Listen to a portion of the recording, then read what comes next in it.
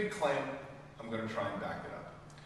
There have only been 4 times prior to our current historical generation, only 4 times in the last 500 years where media has changed dramatically enough to merit the label revolution. The first one is the famous one, the printing press, movable type, oil-based inks, that collection of innovations that we know from Gutenberg in the middle of the 1400s.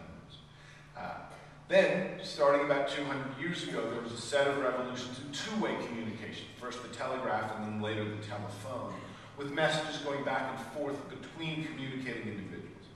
Then, starting about 150 years ago, there was a series of revolutions in encoding other kinds of information into objects. First images, then sound, then moving images with sound. And finally, just about 100 years ago, was harnessing of electromagnetic waves to send images and sound through the air, radio and television. That's the media landscape of the 20th century. That's the media landscape I grew up in. But there was a curious asymmetry there. The stuff that was good at creating conversations was no good at creating groups, and the stuff that was good at creating groups was no good at creating conversations.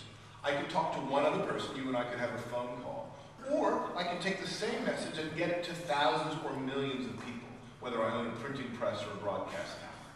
But there was nothing in the middle. Enter the internet.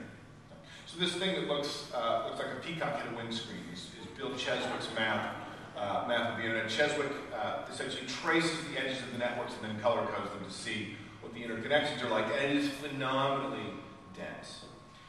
The internet is the first medium that's natively good at group communication in 2 ways.